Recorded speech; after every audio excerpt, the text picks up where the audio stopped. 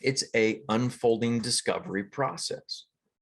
And so he shows up to set without a shot list to see what he discovers that day. Right? He's just the kid on the playground that he doesn't like. He's on the playground. He doesn't worry about tomorrow, what he's going to do on the playground. He's just playing right then and there. And I've noticed when we do that, when we give ourselves that freedom and take the pressure off of ourselves to know exactly what we should be doing, how we should be doing it,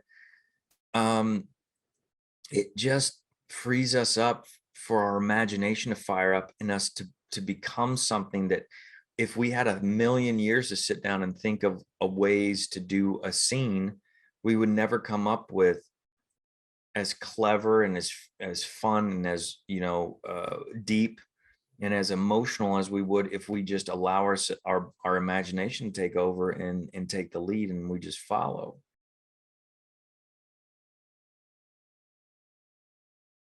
All right, let's get started. This is I'm Brent Harvey. This is another week of Empower Yourself Sustaining Actor Zoom call, where we talk about all different types of topics in and around acting, the acting industry, creative arts, things like that, self growth. Really, I mean, we kind of everything's connected, right? Anyway, so it's not like, one thing does affect the other. That's one thing with teaching and working with actors I found interesting very early on was how anything that somebody was working on in the classroom, how it affected their personal life, and things that people were going through in their personal life, how it affected their acting. We quite often separate the two. And, kind of like, I love the idea of, I don't know, I can't remember if it's Alan Watts that said this or who, but like discuss like everything's connected in the sense of like night and day. Like there's no like definitive moment of it, doesn't go like just night and day. There's a transition period. And just like, our internal organs and the rest of the universe are all connected. There's just there's a transition, like it's all connected through our skin and everything else. So yeah, I mean, I don't know why I was inspired to start with that, but I'm low energy today because I had a late night last night of work. So I apologize, but that's just, we're rolling with it, which is what we do, which is what we're supposed to do, which is what I wanted to talk about today. I'm going to see how many times I say which in the next few minutes. But I've been I've been listening to a lot of roundtable talks this week with, writers, actors, directors, just all kinds of artists, in the sense of, they just, whatever their priority or main source of expression is. But it was interesting that there's like a common theme that these people who have been not only working at this craft, but in the industry for long periods of time at the top level, that they, and I don't know if it's just because my awareness around this has shifted or just the world has shifted and the conversations people are willing to openly have now. But I noticed more and more, as opposed to actors talking, kind of being, I think ambiguous is the word, of leaving things ambiguous, to like, in the sense of when they do a great performance or talking about their career or something like that. They kind of leave it open for interpretation in the past, which leads us to believe like it's all talent. They've got it all figured out, and like they knew going in, and and I think probably in the past that was done because we're taught, just as a society, much less as artists and actors, taught that we're supposed to have it all figured out going in, right? If you're a professional, you have it all figured out. But what the conversation is now is everyone talking about how they don't know what they're doing. They show up and it's an ongoing, unfolding discovery. And that's the job. The job is to bring ideas, to bring perspective, to bring, somewhat of clarity to the character or whatever it is, but then allowing the discovery to happen. And I don't think, at least in my journey, that up until now has not really been talked about or encouraged in any way. It was, you have to have it figured out. You have to come in knowing, and if you didn't get the job or whatever, it was because you didn't have it figured out. And I've seen so many actors, including myself, go into projects or auditions or whatever it is, just like with this fear of like, I don't know what I'm doing. I should have it figured out.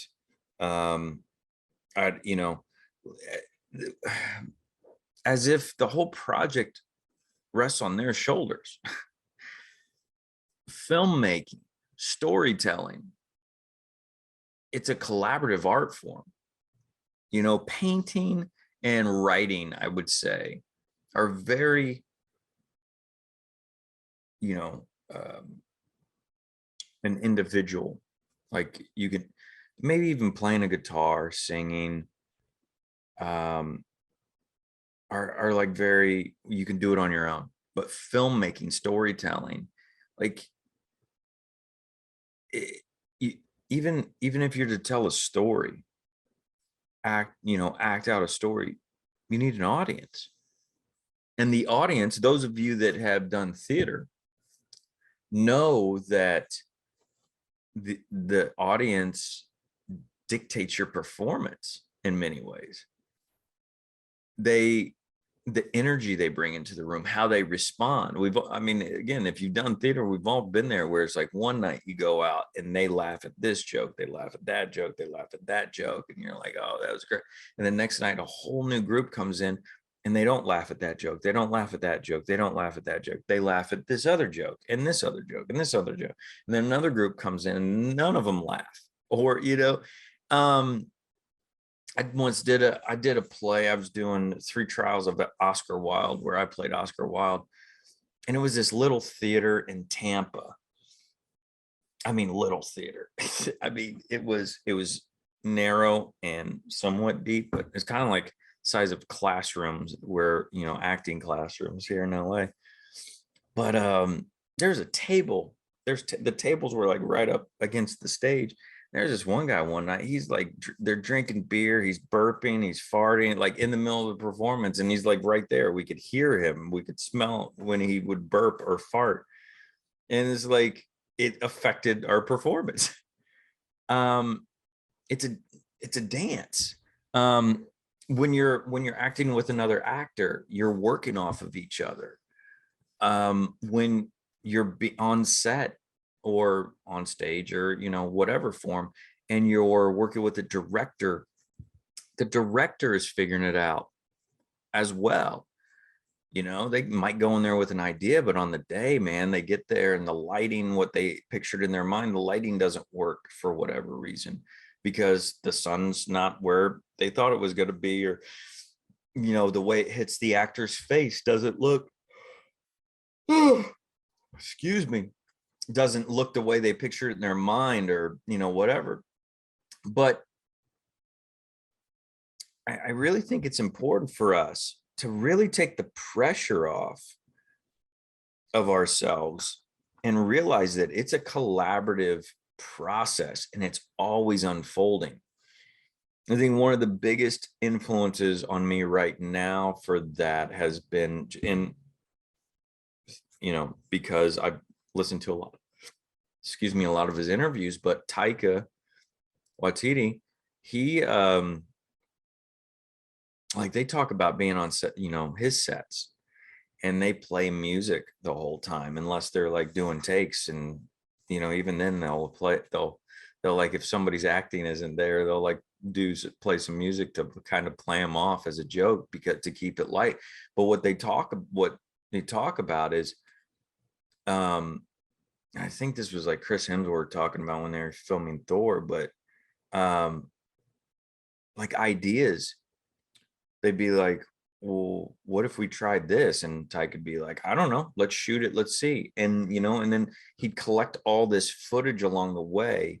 And if it felt great, they go that way. If it didn't, they wouldn't. But then he'd collect all this footage and then he'd start piecing it together and editing. So, and this is where some of you may have heard like the term, like a movie's made 3 times or 4 times. I mean, a movie can be made multiple times, but a movie's made when it's written, a movie's made when it's filmed, and a movie's made when it's edited. Like there's 3 different films in there. For that reason, when you write it, it's a certain movie, and then when you shoot it, you make adjustments, so it's not exactly as that one. And then when you edit it, you move it around to see what feels right, and what, you know, because again, something that feels good on paper doesn't feel good when filming, and something that feels good when filming doesn't necessarily work in you know, in the final product. So it's, I say it all the time about like, picture a 5-year-old at school, and the bell rings for them to go out to recess, and the bell rings and they look outside, and they just at the playground, and they're just like, I don't know, should I get on the monkey bars today? I'm not really good at the monkey bars. Should I swing? Oh, man, I'm pretty good to swing, but you know, what if I screw that up and I fall out? People laugh at me. Or like, what would you tell the kid? You'd be like, just go out and play. But then as we become adults in this world, we get this, we're taught, and we also get this belief in our mind that we have to like know what the hell we're doing, and failure isn't okay.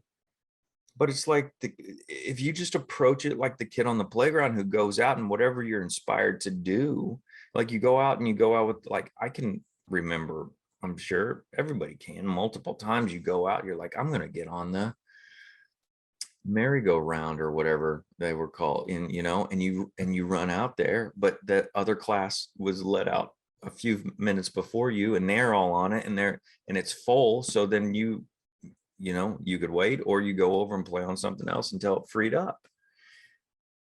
But you didn't freeze. You didn't think that you were a complete failure in life, and you didn't, you know, question your ability to be a kid.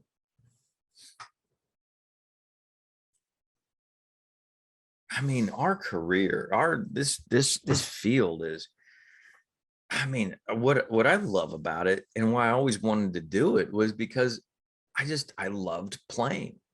And it's just, we get paid, or a lot of times not paid, but we get paid. Like, our job is to play, is to create, is to explore, and to try things. And I feel like we've forgotten that. I know I have. I mean, that's why I'm saying all this, because I'm talking to myself. As we all do, we give the advice we need, but you know, those of you that remember it, there was a Toys R Us, was a store where, literally toys. It was just all toys. It was a big toy store, but their commercial, the jingle to their commercial was, "I don't want to grow up. I'm a Toys R Us kid." And they're literally saying, I don't ever want to grow up. I just want to, even as I get older, I want to stay a kid. I want to play. And even with that jingle, and that, "I don't want to grow up. I'm a Toys R Us kid. There's a million toys in it we could play with from," I don't know. I can't remember it all. "From video games, it's the greatest toy store there is.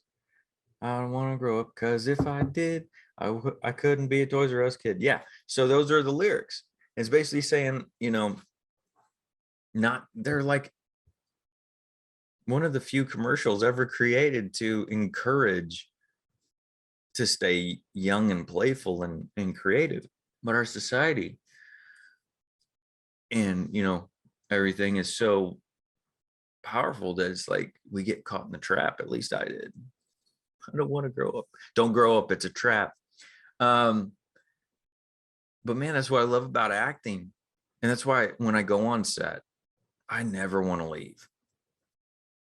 I never want to leave because I love collaborating. I love creating. I love trying something and inspiring a director or a writer or another actor with that gives them an idea. They're like, "Oh, I'm going to try this," or, "Hey, that was great. Try it but what if you tried it like this?" It's an unfolding this process of discovery. And who knows where it's going to go. That's what's great about improv. And I think every actor should take improv. Just not to be the best improv person or whatever, but it happens so quick. You can't be in your head. You have to be present. And you can't have a end goal. You can't be like, "Well, this is what I'm gonna do." It's like, yeah, you might think that, but then this and this and this thing or person comes in and affects all that.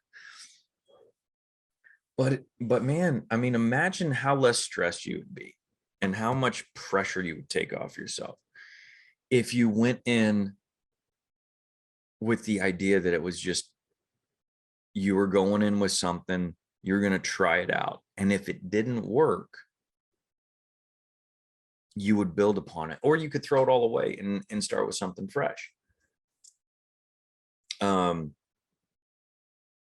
I was just watching a video last night on my way home about Michael Mann, the director, and it's like, and the whole video was why he I forget what the title was. It was something like why Heat was the only film he made twice. And it explains how he wrote this pilot for a TV series, which was Heat, the movie, but it was called something else, like LA something. And it never got picked up. It failed. They didn't turn into a series. And then he made Miami Vice, and that took off. But then after he had success as a director, he was looking at his next film, and he was encouraged to go back and by a producer to really flush that full idea out with a budget. Where they're like, "If we give you the resources, what can you do with this thing?" Which he turned into Heat, which is one of the greatest films ever made, especially like crime heist films or whatever. But it's because he made it, and he wasn't quite developed as a director, a storyteller yet, as he was 10 years later, because he had a lot of time under his belt then with shooting TV and some other projects. But he was able to go back and then look at that, see what worked, what didn't work, and make adjustments, and then make this brilliant film that is still talked about and taught in film schools and film study and everything. But that wouldn't have happened without him making it the first time and it not working, and it not whether it wasn't the resources or he wasn't as good of the storyteller at the time, or director, or whatever it was. But had he stayed sitting going, well, I'm not going to make it unless it's as good as it would be with Robert De Niro, Al Pacino, Val Kilmer, and all the, whatever, and with a I think it was $66 million budget, it would have never happened. Like, he needed that first process in order to discover, and whether it was what worked as for the actors, the casting, or the words that they spoke, or how he shot. Like, and if you look at them, they're very similar.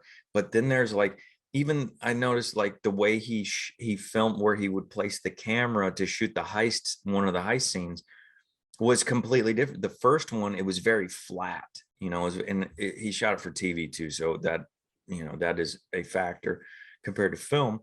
But it was very flat. But the film, he like just angled it to where you got more depth, and there was just so much more visually. But for me, like when I'm in pre-production of a film right now that I'm helping on, and we went out this past week, and we shot the film like a rough edit, and we figured out the shots. And that's what I love to do, especially with technology, the way technology is. I'm just like, look, if you're going to pay for the crew on the day, let's not wait till the day to figure it out. Or, I mean, we're still going to have to figure things out, but like, let's figure out as much as we can, so that on the day we have the space to discover and to play, and there's not as much stress, because we're not like, okay, I gotta figure this thing out. So we literally went out. It was on the beach, because we're going to be shooting on the beach, which has pedestrians and all this other stuff. And for what we want to capture, we have to shoot it in two different locations. So, but it's going to look like it all happened in the same spot for different reasons, because this location has certain things that this location doesn't. But we went out there with the camera and just started filming it and working out the shots. And we even discovered a cool shot that wasn't even considered or thought about prior to, because we just start playing around. There's no stress. There was no time pressure. There was no money being spent in the sense of we're on the clock. So we were able to work out what worked, what didn't, how to get the shots that were storyboarded, how to get those, and where the camera needed to be, where the actor needed to be, where we physically need to be on the beach to shoot that and to capture that. We worked it all out. And so now when we go in, it can evolve and it can play, and it's not, and I say this from a place that I've been making films for 20 years now. What year is this? 22. So yeah, I mean, no, a little bit, well, yeah, a little bit more than that, to 22 years.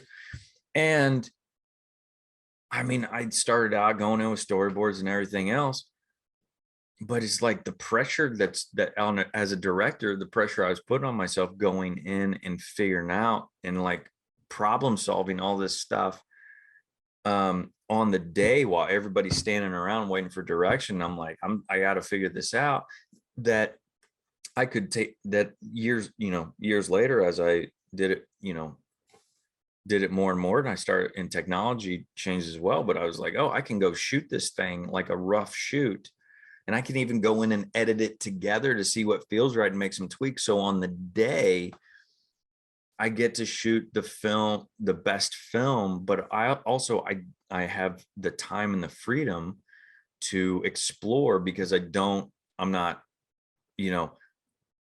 I've already captured everything that I know I need.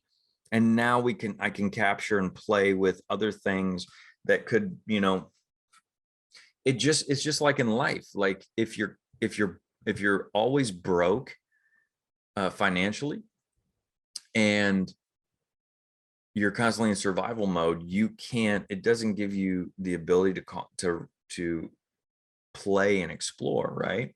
But if you had unlimited amounts of money, or a lot of money in your bank account, you'd be relaxed, and you would find abundance all around you, and the freedom to relax, to take a day off. It would open you up to more possibilities and opportunities rather than just trying to keep your head above water. Well, it's the same thing when you're able to take care of things in a sense prior to that, then free you up. It becomes even more of a discovery process. Kind of went off on a tangent there, but I hope the point is made. I need a haircut, by the way. Look at this. It's bad. It looks like I was out drinking all night last night or something. I wasn't. I did have a drink, but yeah, so I mean, it's just because we want to succeed so much. And I get it, because it's like, again, 22 years I've been making films, 15 years, 14, 15 years now. No, 12, 13 years. I've been professionally pursuing acting in Hollywood. And it's like, you want to get over that hump, to where you're making money and you actually have a career and things like that. But, and again, I say this talking to myself, it doesn't happen by playing it safe. It doesn't happen by and I say that in the sense of thinking that there's only one way to do it. You have to have it figured out. You go back, into Rocky, or, even further back to, what was it? Not Touch of Evil, but I mean, Touch of Evil is a great film, but I'm thinking of Citizen Kane. Like, those are films and stories and actors and filmmakers that went against what people told them was possible. I saw this interview the other day. Tom Cruise talked about when he wanted to start the Mission Impossible franchise. Everybody around was telling him it was this TV show from the 70s that was it wasn't that great. Like, it wasn't, it was fun, but it was a 70s show. It was, and TV in the 70s wasn't what it is today. But everybody's like, yeah, don't do it. You don't want to do that. That's a career ender. But he didn't play it safe, and look at what he created. Rocky, same thing. He wrote that film and starred in it, and they thought that was going to be a TV movie, but they just want to get it made. But the point is that all the risk takers are the ones that win big. That now I say that I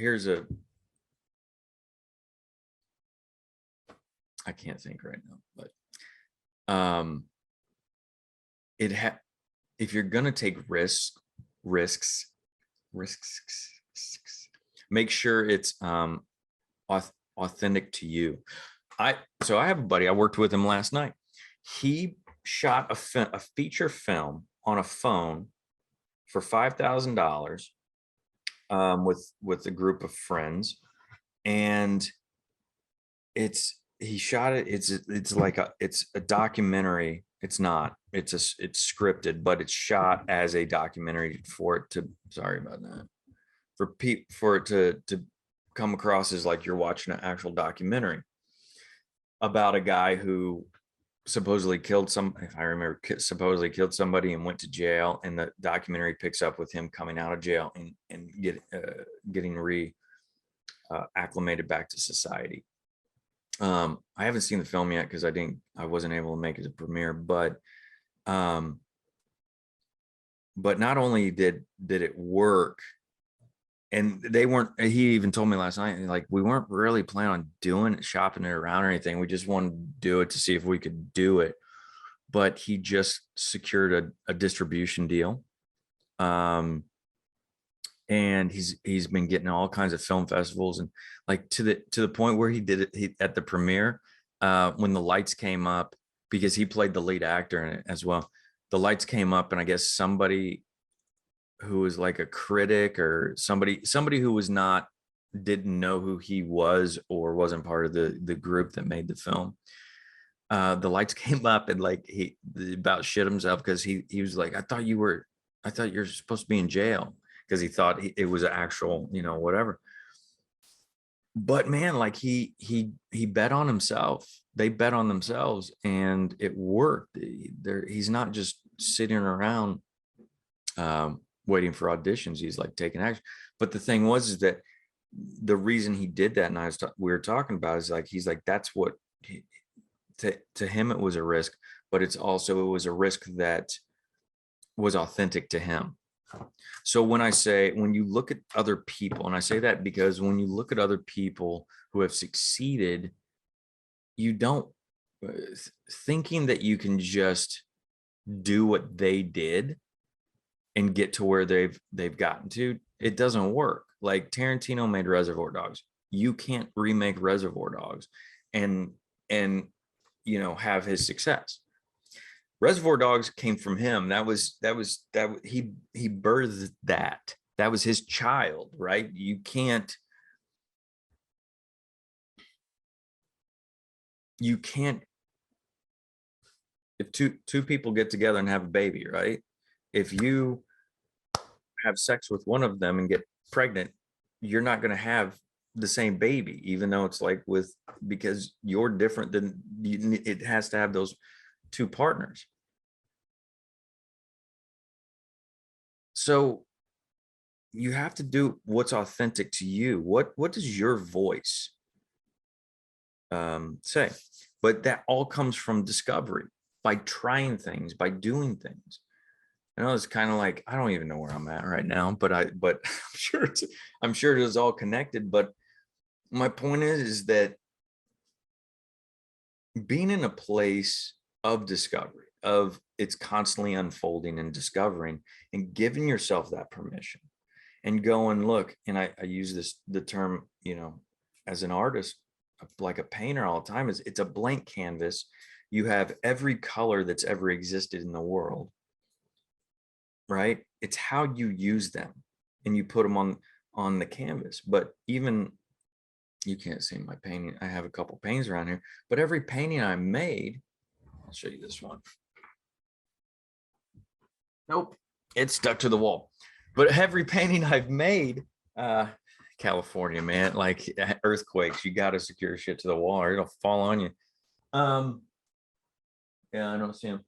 But any painting I've made or anything that I've created I went in with it with an intent, but what it became wasn't necessarily, it never was the same. What the end result was never what I started with. It evolved. Yeah, thank you, my assistant, my ghost assistant. So this actually is not framed properly in the way it was designed to, but it works because it's actually it's a 3D art that I do, where the paper is actually supposed to stick out. But this thing this is my very first one, and it got beat up, and so actually this framing actually works for it. But so see, even that was an evolution of this. But I was at the shooting range one day, and I just, in these targets, and I took my shotgun and I shot it, and all the paper, like it was still stuck out. And I was like, that'd be cool if I could freeze it in that. And it's actually, well, I don't have one. I've gifted all the other ones, but I actually, I have bullets coming out. Like it looks like a bullet time from the Matrix and stuff like that. It's pretty cool. But I do these, I go to the range and I shoot all these holes in it, and then I put pictures and things like that behind it, whatever my theme is, and I just do this whole thing. But this, I just had an idea, and again, you could see the Hollywood Reporter. I didn't realize at the time that when I put the clear coat on, that because of the target is paper, that it would make it see-through. So this was not intentional, but it kind of works. This part was, but the rest of it wasn't. I just thought it would be the silhouette with her popping out. But But yeah, man, it's like, everything's it's unfolding. I mean, as we as human beings, as individuals, everything's evolving every moment of every day. The cells in our bodies are dying as new ones are being created. Um, like it's just an unfolding discovery process. And if we can get back to that in our careers, in our art, we'll be free. We'll be free to be the full expression of ourselves. I would think, making a lot of noise today. Like I would think Christian Bale, I think he was 10 years old when he did Empire of the Sun. If you watch that film, if you haven't seen that film, watch that film. He's like 10, I think he's like 10 years old, and he carries this 3-hour epic Spielberg World War II film. He starts as this kid who comes from wealth, and I think Germany attacks. I think it's Germany attacks. Yeah, it has to be. Germany attacks, and he gets separated from his parents, and the whole movie is on his own, trying to survive. And by the end of it, like what he started is this like very innocent, vulnerable kid, because he didn't know how to survive in the world, because he was like, he had servants and everything up to that point. He becomes this tough, anyways, he has this arc that a lot of adult actors couldn't do these days, even at their older age. And he does it at 10 years old. And he, like, I've never seen, and other people say this about him, like, I've never seen you do a bad performance.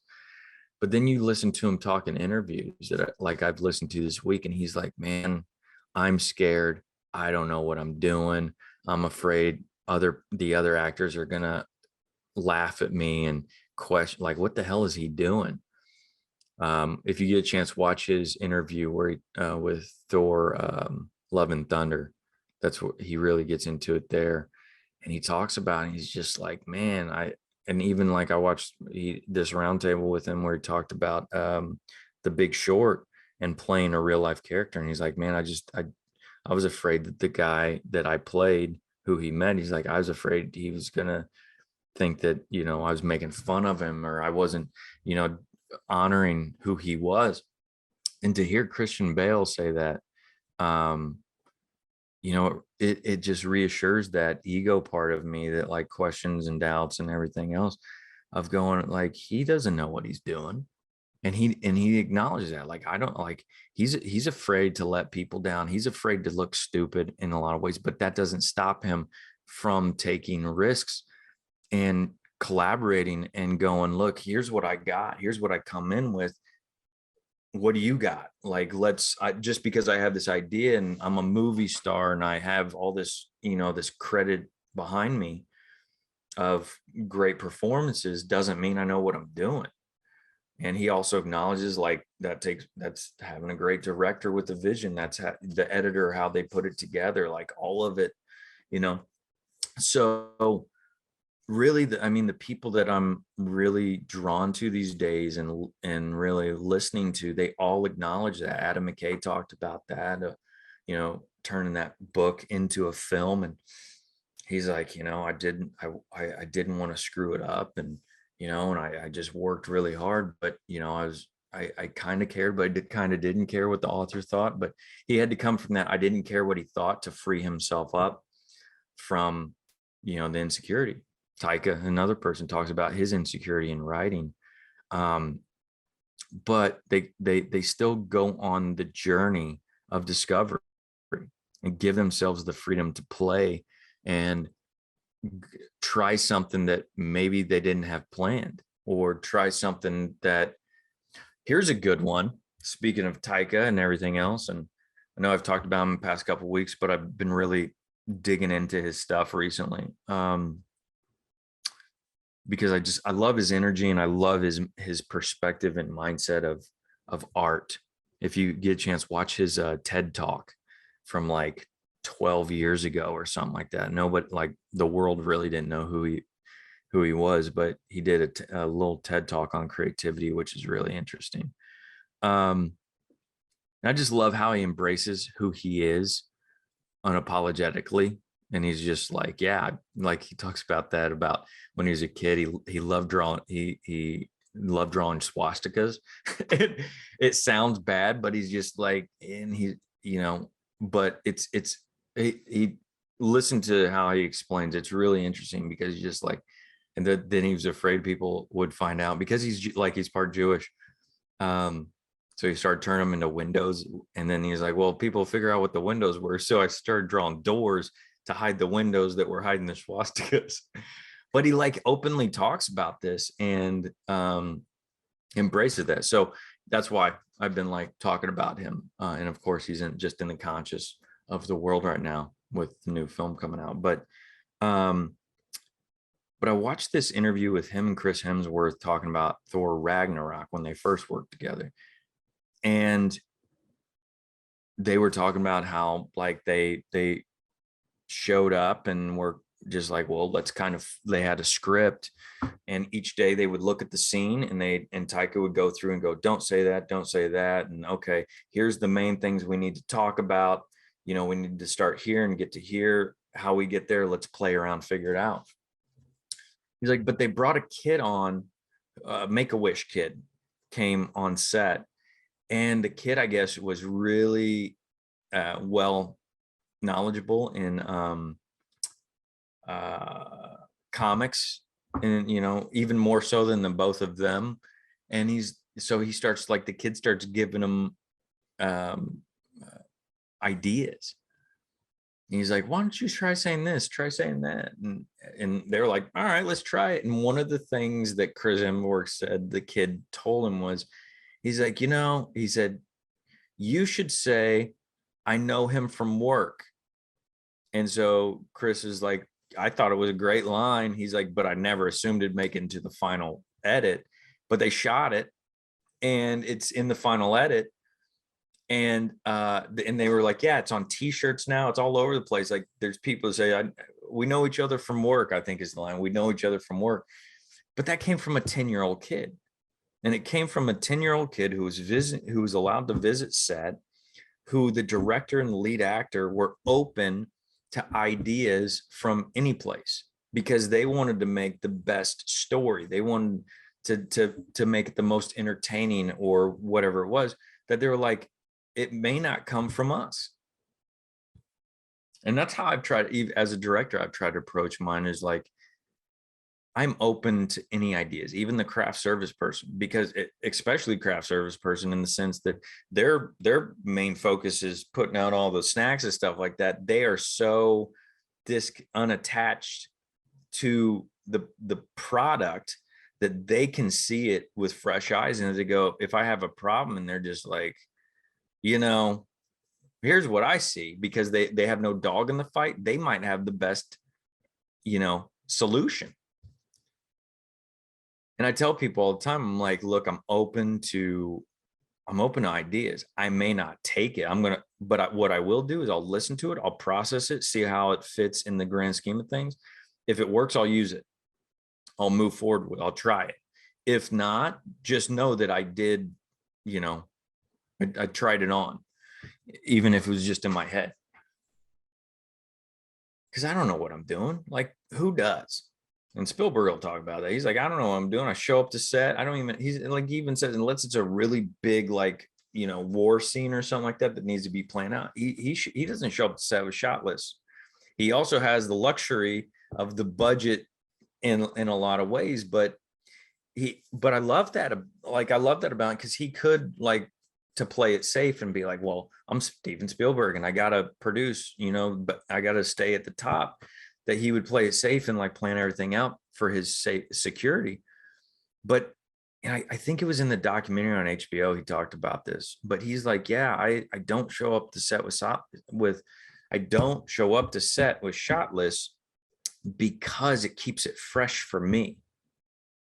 because it keeps me on my toes and keeps me at working at my highest level.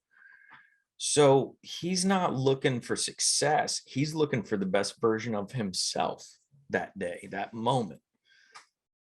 And he realizes it's a unfolding discovery process. And so he shows up to set without a shot list to see what he discovers that day. Right? He's just the kid on the playground that he doesn't like. He's on the playground. He doesn't worry about tomorrow, what he's going to do on the playground. He's just playing right then and there.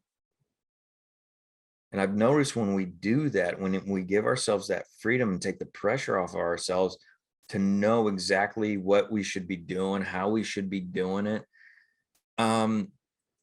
it just frees us up for our imagination to fire up and us to become something that, if we had 1,000,000 years to sit down and think of ways to do a scene, we would never come up with as clever and as fun and as, deep and as emotional as we would if we just allow our imagination to take over and take the lead and we just follow. That's why I say actors should do improv, because that's what happened. The imagination, it just has to fire and you just have to follow along. You realize what you said and what you did after you said and did it. And that's the brilliance of that. Just like me talking right now, like I'm just talking, it's coming through me. And it isn't until after I say it and I hear it that I go, oh, that's interesting. So I really encourage you to work on shifting from, I have to figure this out, I have to know 100%, because then if I don't, they won't think I'm a professional. Look, our industry, it's in the sense of, yes, you have the business side of it, studio executives and managers and all that other stuff, that they are more on the traditional career structure, mentally, creatively, everything else. But when you're talking about casting directors, writers, directors, producers, they're looking for collaborators. They're not looking for yes men. Well, I mean, some of them might be. So I don't want to make it too general, but majority, they're not looking for yes men. They're not looking for people that are going to come in and go, I know exactly what to do, and I'm going to carry the weight of this production. They're looking for people that they can go on the discovery process with, the journey. And they go, if I give you an idea, what do you do with it? And you go, well, I can mold it into this, I can mold it into that. And they go, oh, that's great, hand it back. And then I'm going to mold, and then we're going to play this game. And then I'm going to hand it over to the arts department, and I'm handing it over to the sound department and the editor. Everybody gets their hands on it. So, I mean, just by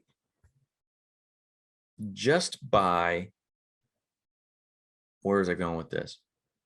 Just our human nature is to be tribal, to be part of a community, right? To work together. That's what filmmaking is. So you've heard the term, it takes a village to raise a child.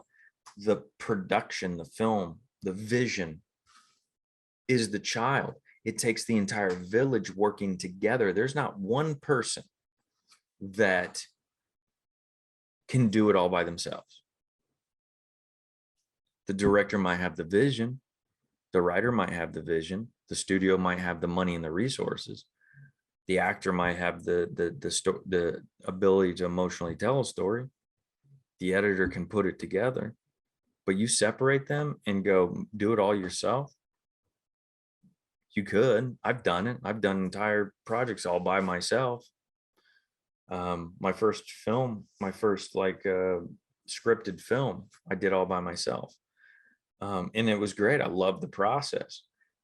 But it's one of my favorite films, just because it was my first, and because, I don't know, because of what I was going through at the time and everything else.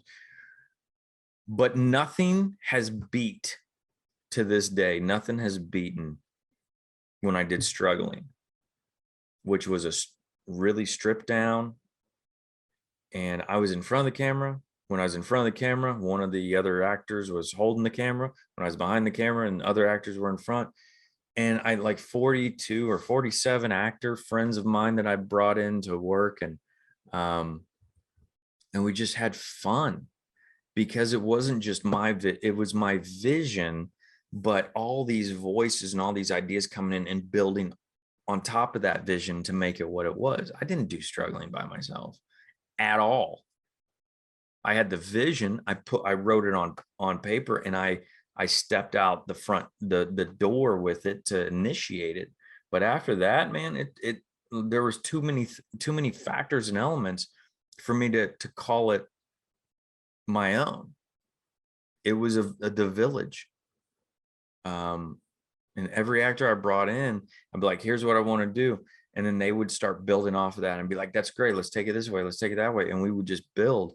And my only wish is that I had more money to have more time to have play more, which could also be the detriment to it, because then I'd have so much footage. It'd take me years to get through it, to edit it together. So, it's a trade-off, but that's why I love what we do. I love what we do because it's a tribal, it's a community, it's fun. I mean, yeah, it's stressful, it's hard in a lot of ways, but man, it's so much fun. I mean, there's so many other things I've turned down jobs for hundreds of thousands of dollars because it was sitting in a cubicle or sitting behind a computer and just clicking and stuff like that. And like, I didn't want to do that. I wanted to put an idea in the center of the tribe and go, what do you got? Here's my idea. Where can we take this thing? The discovery. And it's a constant discovery. Again, from the idea to paper, to casting, to filming, to editing, to marketing, it's all unfolding. And even then, like, look at how films that become our failures at the box office become cult classics. And look at like The Big Lebowski, or what was the one I was just thinking about? There's so many of them that become these cult followings that, oh man, what was it? Galaxy Quest. There's a documentary on it. It's created a subculture and everything else, but how it's constantly unfolding. Even in that, it's unfolding years after it's been made, and how directors or actors, everybody looks back at it and how it informs what they do now. It is a journey. And I know it's hard because the way our brains are designed and how society teaches us to, know what before we take a step to have it all figured out. But man, I haven't said this in a while. I haven't even thought about it in a long time, but one of my favorite quotes is, you can't have a happy ending to an unhappy journey. Because if you're not taking the journey, whether it's daily or just in your creative process, and going, hey, I'm going to go into this audition, I'm going to go out on stage, I'm going to go on set, I'm going to whatever, shoot this short film myself, whatever it is, and go, I have an intent, I have an idea, but I don't know where it's going. And that's the fun. That's the job, is to explore. I know Viola Davis, I listened to her in an interview, and I think she was doing Fences. After that, she made the film Fences, but she and Denzel had done Fences on Broadway. And I think it was something like 936 performances, 900 some performances she did. And she said, I could be screwing this up, but I'm pretty sure she said it was on the last performance, or maybe it was like the last couple months or something. She goes, which I think they did it for a couple of years. They'd have to do 900 performances, but she said, I think if I I think this is how she said it. If not, forgive me, but she said, it wasn't until the last night of the performance that I finally understood the character and realized her perspective, which then served her in doing the film. But it took her 900 performances of discovery to really get it. And that's the job. The job's not to nail it. The job's not to have it figured out beforehand and succeed. I know from the people, the investors and stuff, they're going, yeah, it is about the success. But the funny thing I've noticed is the biggest successes come from those projects that are created from the people who allow the discovery to happen. I mean, Taika right now, he's revitalized Thor. He's changed the Marvel universe. They've given him to develop a Star Wars series from scratch that has nothing to do with any of the Star Wars characters that have been established. And they fully trust him. But he even says, like, Paul Feige, the producer of Marvel, showed up to Thor, I think Ragnarok, the last day, like the last few days of filming. And he said, this is the most fun, loving set I've ever been on. And Thor Ragnarok changed Marvel, changed filmmaking.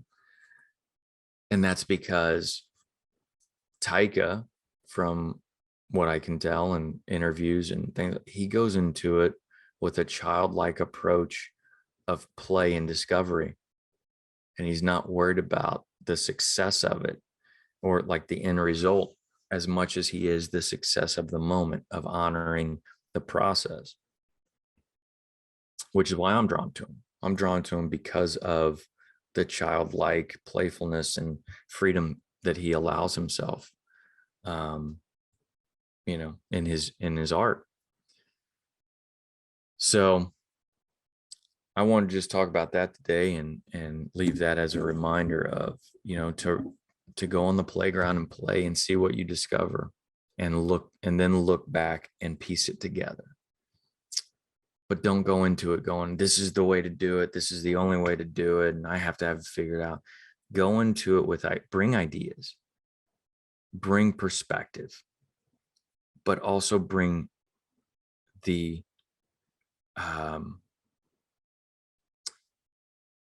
willingness to discover, to throw it all away, start fresh, and work off whatever new idea comes, whether from you or from somebody else, and allow the village to raise the child, and then in hindsight discover what that child becomes.